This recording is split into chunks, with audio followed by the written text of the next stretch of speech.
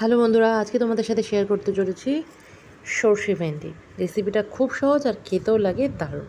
তাহলে চলো দেরি না করে দেখে নেওয়া যাক আমার তৈরি করা আজকের রেসিপি সর্ষে ভেন্ডি। এর জন্য প্রথমেই যেটা লাগবে সেটা হলো ভেন্ডিগুলোকে আমি ভালো করে ধুয়ে নিয়েছি আগে, তারপর কেটে নিয়েছি।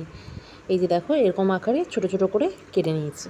এরপর কড়াইতে দিয়ে দিয়েছি তেল, সর্ষের তেলে রান্নাটা করব। আর ফোড়নের জন্য দিয়ে দিয়েছি 2টো শুকনো লঙ্কা আর 1 টিস্পুনের মতো কালো জিরা।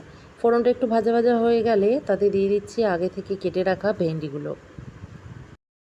এর সাথে দিয়ে দেবো অল্প একটু হলুদ গুঁড়ো আর দিয়ে দেবো স্বাদ মতো নুন।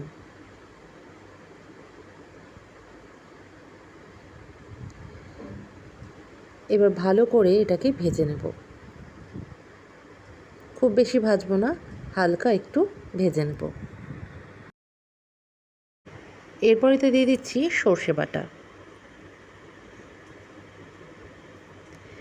এবার ভালো করে এটার সাথে মিক্স করে নেব। এইভাবেই বেশ খানিকক্ষণ একটু আমি কষিয়ে কষিয়ে রান্না করে নেব, যতক্ষণ না সর্ষেটা হালকা শুকনো হয়ে আসছে।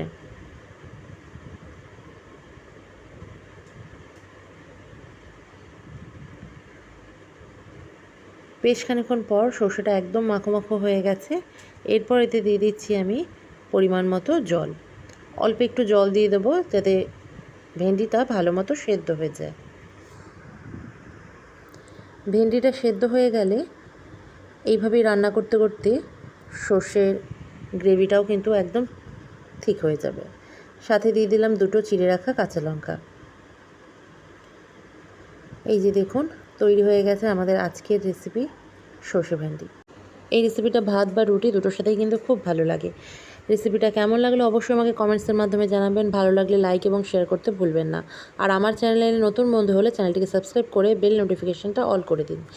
তাহলে আমি যখনই নতুন ভিডিও আপলোড করব আপনাদের কাছে নোটিফিকেশান পৌঁছে যাবে সবার আগে। ভালো খান, সুস্থ থাকুন। আবার দেখাবেন নতুন কোনো ভিডিওর সাথে। Till then, tata.